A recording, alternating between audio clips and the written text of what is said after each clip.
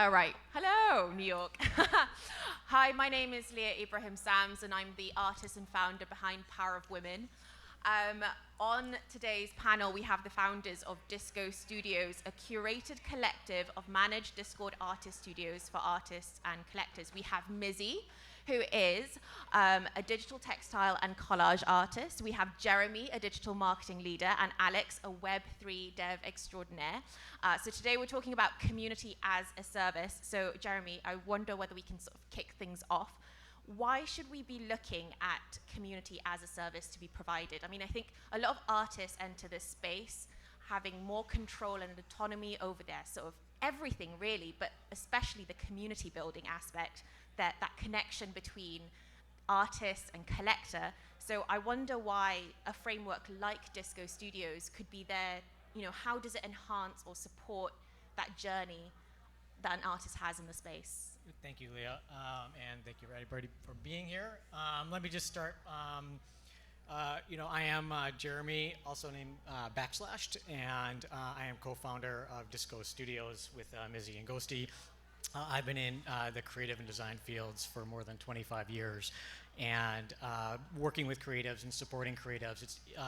So doing that for a long time. So this is a passion of mine. What we talk about when you say consolidated community of artists studios. So really, what Disco Studios does is provides Discord studio space for independent artists to have a landing place within Web3. So, an essential place to create community. We talk about as, CaaS, or community as service. Really what that means is, software as a service is a way to distribute applications remotely versus, locally on a machine. So CaaS, or community as a service, essentially takes that principle and takes the workload and much of the effort off of the user, in this case, which is artists, and sort of puts that onto the community platform, which is the Disco Studios, is what we're doing. Like you mentioned, artists have really, or the space really has leveled, the playing field for artists, able to sort of create brands for themselves, create a name for themselves, work on their art. So it's really, been democratized, and it's really important for artists right now. So, but, a lot of artists that are coming into the space, they're not marketers. And so, in many cases, they're relying on traditional methods of sort of promoting themselves. And what happens is, either they're working with representation or galleries. It can often be costly, and it's really not sustainable, especially for emerging artists or new artists entering the space. But so those artists that are entering into the space really are on their own when it comes to finding community and finding their way and finding collectors and finding a support system for them, for themselves. So community platforms like Disco Studios, what we really do is we sort of take away the start from zero mindset. And it provides a bit of comfort to artists to sort of establish themselves within the space. We've had experience, and there are a lot of people who may know this, that many one-of-one artists or fine artists come into this space and know they have to create community. And so what happens is they say, I'm going to start a Discord. And then what happens is, running a Discord, maintaining a Discord takes a lot of time. Right. So it's some technical wherewithal. You got to keep it secure. There's a lot of aspects that go into that, and not all artists are necessarily cut out for that. Well, it's a steep learning curve, isn't it? It's a steep learning curve on the technology side to transition from Web 2 to Web 3, but then it's a steep learning curve to assimilate into that Web 3 format, the disco format of socializing. As well. Yeah, absolutely. Yeah. So, they create these Discords, and it's hard for them to gain traction.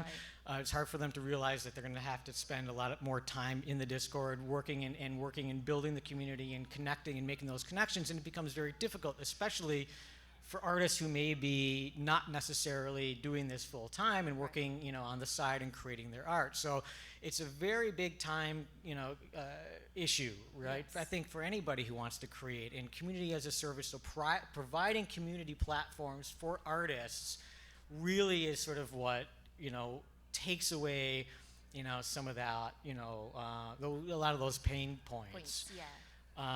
And we know that building a community is essential right now. Yeah. And artists necessarily need effective feedback loops. What they need is,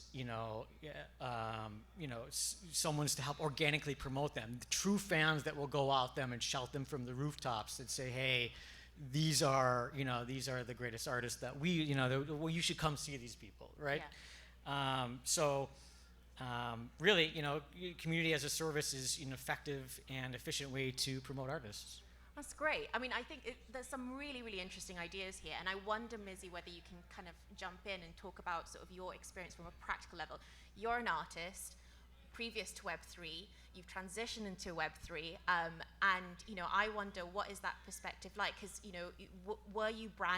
did you consider yourself building a brand in Web2? Did that shift in Web3? And do you think Disco Studios has been able to support that? Have you been able to sort of have an identity, have a strong identity, have that connection with your collectors in Disco Studios? Yeah, excuse me. Yeah, I feel like it's more, it just facilitates that brand building, and it's so much easier than it ever was in Web 2 or in real life. And I was thinking about like the difference between going into a gallery and you put your work up and maybe you have like an opening, and you might meet some of your collectors or your fans, and then that's it. You don't really get to see what is the relationship of your audience to your work beyond that point. And then if the work goes home with a collector, that's it. You never see it again. Chances are you might not have like a great connection with that person. But what we've created here as part of this community as a service is this community between artists and collectors, where we can build organic relationships slowly over time. Maybe you have somebody who's already collected a piece, they want to get to know you better, they start to get more interested in what's your, the next phase of your artistic journey. We're able to share works in progress, just what's on our minds. We're able to just say hi every day and really connect with these people. They might be a collector or just a fan or somebody who wants to support you and help to promote you, like Slashy was saying. So I just find that's a huge difference. I feel like there used to be this sort of estranged relationship almost between the collectors and the artists. Not necessarily 100% of the time, but I feel like that was really normal. And now in Web3, we have this opportunity, and especially with what we've created, we have this opportunity to really foster these relationships. And they can be really meaningful and deep. Some of my collectors personally, they've become dear friends of mine. And it's like, to me, there's almost nothing more special in the world than that.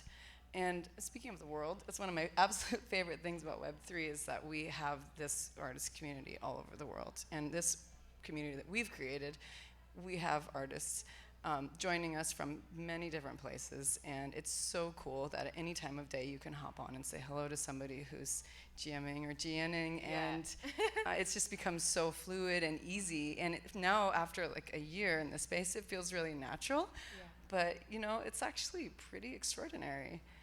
Yeah, I mean, I want to follow up a question with you, because with a lot of artists, there is a lot of we talk a lot about authentic voice. Yes. About having to be able to have your voice, loudly. And I think, what I wonder, and I want to know sort of your perspective, is have you been able to, fit, there is a Disco Studios brand, if you will, whether you like it or not. Mm-hmm. And then you have these sort of artists who have their own voices, may have different collectors, maybe they have the similar collectors.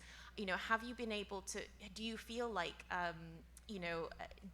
when you look at artists coming into that space, are you looking at artists with similar voices? Are you looking for diverse voices? Do you feel like you have space for your own brand to speak and have room to speak, if that makes sense? Does that make sense? Yeah. And I wonder whether both of you could answer that question, sure. Actually. You want to go first? Sure. Yeah, I mean, we want you to go. I'm sorry. Yeah, I feel like we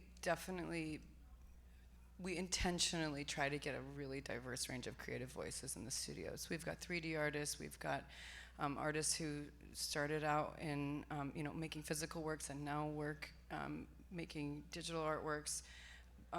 We've got tattoo artists, and I do collage. I mean, there's just, it's a huge range, and we do intentionally seek that out because we want to have a wide range of different types of art that we are promoting through the studios. So the service part also applies to the collectors. Sorry, Ghost.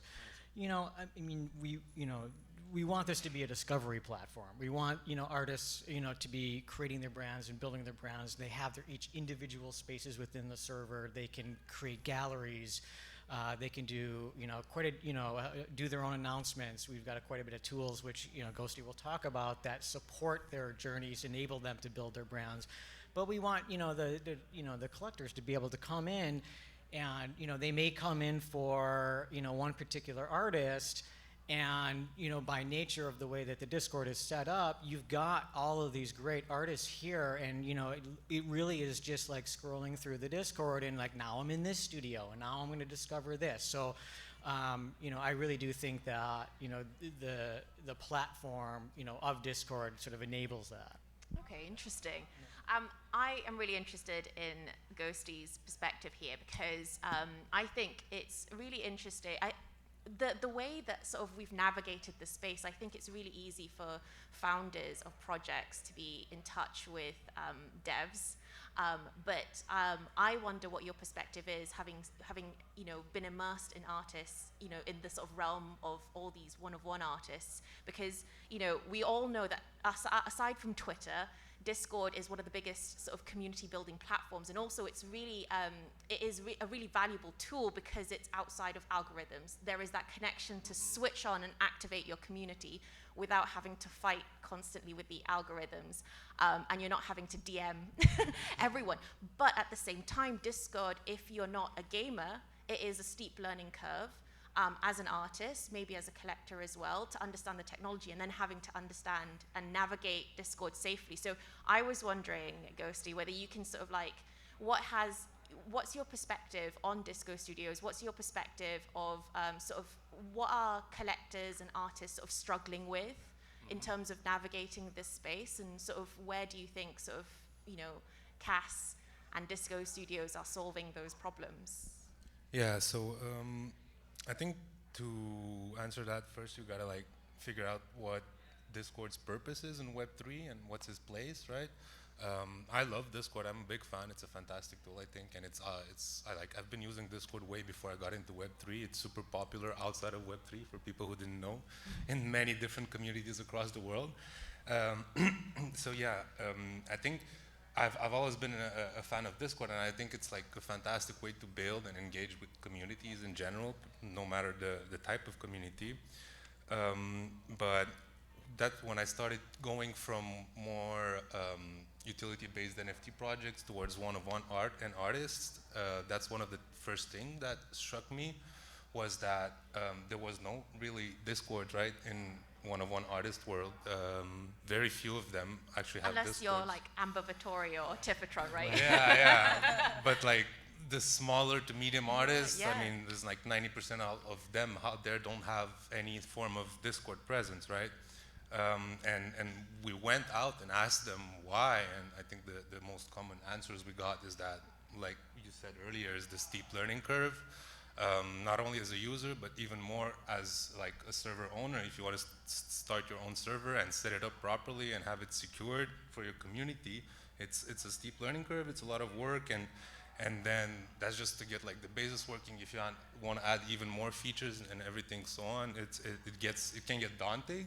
So it can take away a lot of the creation time, right? So a lot of artists, basically that was the reason why they didn't have a Discord, but most of them were still interested in being able to have the advantages of a Discord community, right? So that's kind of where the whole Disco Studio idea started, community as a service in general. And then from them, we kind of started the Disco Studio, which is basically the first, I think, instance of CaaS, if you will. And we're at 20 artists right now, and basically the way we set it up is each artist has their own group of channels, their own sections in Discord with their own set of channels that they can customize and personalize. One of the challenges that we're facing is obviously the daunting number of channels that you're in Discord. With like 20 artists, we're at 100 something channels now. So that's like one of the things that we're doing is allowing people to customize their Discord experience. They have like an index channel where they can show and hide the various sections, so they can only the collectors, see that the, is, right? The collectors. yeah, the collectors, sorry. So they can show and hide the various artist sections to have the ones that they're interested in.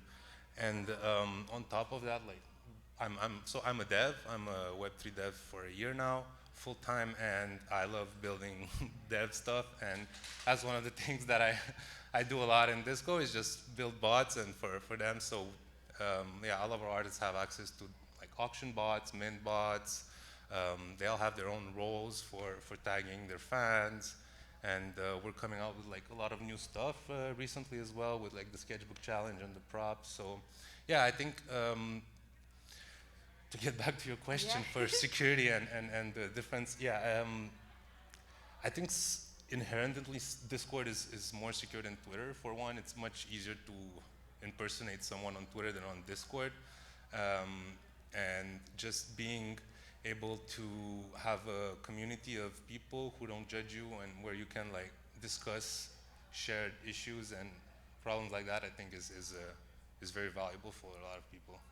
Yeah, no, it's really interesting because you know, when I started building a Discord, we were considered a project, and it was sort of like you had to, but then trying to, as an artist who has no idea about Discord, then trying to find someone who, you know, would know anything, but there, you know, the way that you utilize bots can be interesting ways to engage a community, isn't it? Different ways that bots can be used, whether, you know, for example, you know, creating a minting bot to show, you know, it actually creates a sense of excitement to see all these other people minting at the same time, and you're having this conversation, and that's happening. You're having auction bots on Disco Studios. This idea of actually using the sort of tech behind Discord to actually get excitement or build some sort of emotion within this sort of collector and the community. I think that's really, really an interesting thing that really you've exciting. sort of that you've sort of trapped on. So I wonder, we've got a couple of minutes left. I wonder whether actually we can talk about Disco Studios as a use case. I know we've touched on a couple of points, but I wonder what has been, you know, these are really interesting ideas, and I think these are sort of important things to be having when artists are having to do everything now that we're in Web3 and there's no middleman, right? Curation is now being a big thing, but you're talking about community, and these are really exciting ideas, but what is it like in practice? What have been like the wins? What have you seen that are successful, and what maybe has been a little bit more challenging? You know, one thing I can think of is, you know, the market that we're in right now. Things have slowed down universally, and I think it's, you know, necessarily a win because, you know, artists within the studios aren't necessarily feeling like if they have to pull back, or if it's something, you know, that they need to step away from a little bit, that they're not just going to create, you know, crickets within a server. So, you know, there's a vibrant community of people there for various reasons. There's different artists. Maybe one artist is doing a lot more and has drops going on. So, you know, it gives a little bit of that comfort back to the artist, knowing that They're not alone. they're not alone. And, you know, and I think, I don't know if we mentioned this, you know, within the Disco Studios, artists have artist-only channels. So artists can actually talk to other artists and be able to sort of, hey, you know, this is, you know, this market's really, the market's really killing me. The algo is just hurting, you know, and so what are you doing? So really look to their supportive, you know, community within there, without really necessarily someone looking over their shoulder and judging them for decisions that they make because, you know, of just the way that the pressure comes, you know, within this space so quickly, and you know, based on that. So I think that's a win. I just wanted to say, touching on that, that's where the sketchbook challenge came from that we are wrapping up now. Yeah, so I mean, just to sort of outline what Sketchbook Challenge is, like what's famous in Instagram, the little prompts where basically artists will do a drawing based on prompts that have been given by different artists. We've done a similar thing on Discord and Twitter, but also for non-artists and hopefully for collectors as well. Each artist who've created a prompt has also done a line drawing. So if you're a collector and you just want to get involved, you can color in. And each part that you're part of, you can collect a POAP, and it's a badge. You can add a badge to your POAP base, which is a jean jacket, so you can collect all these badges and patches, which feels a little bit like... It's purely for fun. It's just purely for fun, It's yes. just to be creative. So yeah, I think it's about taking the pressure away. But yes, sorry, I wanted to explain that because unless you don't know what Sketchbook Challenge is. I was going to attempt to explain it, but you did it much better than me. I was just going to say that the idea for it came out of our artist-only chat where we were talking and kind of feeling what the community, feeling what the market is like right now, and saying like, what can we do to give us a little more energy, to give a pick-me-up, and then Marlene came up with the idea, and then we just rolled with it from there. But that's the kind of thing where the community coming together, those ideas, they have a place to grow organically, and that I think is one of my biggest takeaways is that, and I was saying earlier, I compare Twitter. Twitter's like a crowded sidewalk in a busy city where you can't really have a good conversation. It's not, you can't like get focused. And Discord is like your friend's mom's rec room you go to your friend's house and you're in the rec room in the basement and you're hanging out, and sometimes really cool things happen there because you're there all the time and you're just chilling and hanging out and being together, and some really amazing ideas, like important things, can come out of those spaces. And I feel like that's really what we're offering for artists, for collectors, to really have that space to come together. And the Sketchbook Challenge is hosted by a lot of artists from Disco Studios, hosted by Power of Women as well, and Ghosty had created a mirroring bot so that both communities can engage on both Discords and have conversation across both Discords. So this idea of like, we are welcoming everyone, I think that was quite interesting. I see the timer sort of fluctuating between 4 and 5. I'm not sure whether we've got a little bit more time. Okay, we have a little bit more time. So I wonder whether, Ghosty, you can input as well. I mean, what has worked well for you? What is it exciting for you to be actually, be thinking of, providing, using your skill set in a different way? Because, you have a history of creating or being devs on these sort of projects. You have, you are a dev to a one-of-one project as well with Studio Arida. You've worked with us at Power of Women. Now you're also, supporting artists and supporting the sort of community building on Discord. Like, is that exciting for you? Like, what has been your perspective? What are people stumbling on? What has been the sort of like wins for you? Yeah, absolutely. So, I really love Disco Studio. That's, I think Mizzy told me earlier, it's been probably almost a year now since we kind of started with the whole idea and the whole process of Disco Studios. And one of the things that I was talking this morning about that I love about Discord versus Twitter, again, just to touch on that, is on Discord you have historical information. So basically, unlike Twitter, you can go and find all the drops, the whips, the announcement that an artist has made, right? You just scroll up in the Discord and you see it in their channel, which you can't really do on Twitter, right? All the posts that you're gonna do, they're gonna get lost between tweets and retweets and comments very easily. So having that kind of historical information available for artists, I found that is amazing because you can see their evolutions, both like over time, over a long period as artists in their style and in the art they put out, and even like on more personal level, on a piece by piece, even sometimes some of them they post like whips or they ask like feedback to people in Discord, and I've found that phenomenal. I really love that aspect of Discord and what it provides. On a personal level, yeah, I mean, I've been in Web3 for like almost 2 years now, working full-time for a year. I've worked on a couple of NFT projects with you guys, mostly with one-on-one artists. And I do love what I do, yeah. Since I've quit my job and I'm doing this full-time, that's kind of been what Web3 has meant to me a lot, is freedom to do a bit more what I like, right? To work for myself, and I think that's what it means to a lot of people, especially artists out there, the freedom to work without constraints, right, and to enjoy your work. Yeah, for sure. We have a couple of minutes. I'm going to throw a rogue question at you. Sorry? We've got 5 more minutes. Oh, great. Then we can have a deeper conversation about this because I'm quite interested. Now, there is a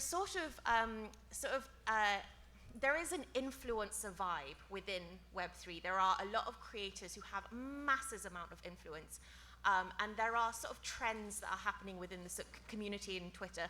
You know, you have these sort of, when big sort of scandals happen, it sends shockwaves across, you know. There are certain standards that have been set in the bear market that we're now having to fight against. And one of those things that I found having a Discord is this idea where Discord always has to be active, where we are always, you know, everyone has to be present all the time, when that's actually not true. Who created these standards, right? There is a sense of obligation that I always have to uplift the community. I always have to, you know, within Discord, where I'm almost giving my life to engaging. And, you know, when you can't afford a moderator, that's one person trying to gather this entire community, and you feel sort of beholden, and you feel a sense of responsibility to have not just a positive vibe, because a positive vibe within the community of Discord is a representation of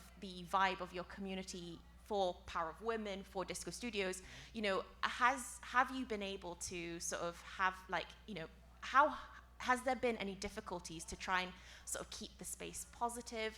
Or has the natural sort of, you know, collectors and artists that you've been able to sort of gather around Disco Studios, has that been, you know, and this is what we found, is that when you collect all these great people in the space, you actually don't talk about floor price, and you don't talk about all these sort of like more negative sort of aspects. And I'm just wondering whether you've had that experience on Discord. How do you keep things sort of, you know, talking about things that are important to you, keeping things positive, keeping things about the artists, if that makes sense? Yeah, it does make sense. You know, having multiple artists in one Discord certainly helps. I mean, because there's always something or someone doing something, you know, and that certainly helps. And then the other side, the collectors within the community, they're starting conversations, so they're always trying to help keep that always helps to keep the the activity up and flowing and whatnot. I mean, there were certainly, you know, times when momentum just sort of, you know, fades a little bit. And then, you know, in those times we look for creative efforts from our side. What can we do, like something like the sketchbook challenge that'll allow people just to get their juices flowing.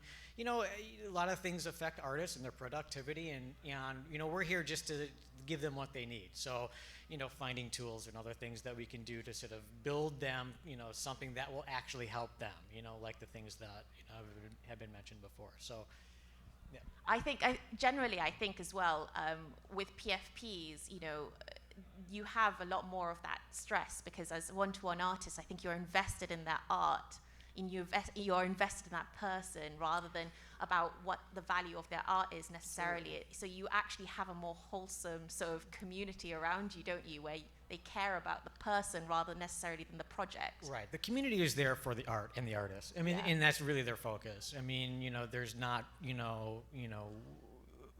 when is it going up, and Right. when Lambo, and none of that stuff is really happening. They're there for the artists, you know, and whether they're there for a singular artist or they're there for all of the artists, you know, it's just, you know, everyone's, you know, really just sort of got their, you know, interests aligned, you know. Yeah. And I think that's where it really helps out in sort of the quality of the conversations and the quality of the interactions and the things that we have going on inside. I just want to touch on a couple of things that, going back to what you were saying, Slashy, about what we do, like when the server's a little quiet or something like that. And what I think is, like, true to the spirit of all of Web3 is that there's constantly room for innovation. So, like, with the sketchbook challenge, with the auction and sales bots that our artists use, the mirroring bot, all that kind of stuff, we're always brewing up new ideas and trying them out. Sometimes they work, sometimes they don't. But we're a bunch of creative people, and, you know, we get together, and so it kind of transfers to all of these different things, and we're thinking, what can we do next? What can we do next? So it's really exciting because we have this platform. We kind of have like the foundation of it built now, and we're just like looking forward to seeing where it can go next. I think you've summed that up quite nicely, and I think that wraps up our panel really nicely. So just before we end, we've got 7 seconds left. Where can we support each of you, and where can we support Disco Studios? Maybe Twitter handles? So Disco Studios NFT is the Twitter handle. I am / I am at NiftyJB. You can find me at Mizzy on Twitter, or at You Are In My Movie. I'm Ghosty. And I'm at Power of Women NFT, and thank you so much for joining us and listening to us. Thank you Really so much, appreciate Leah. it. Thank you, everybody.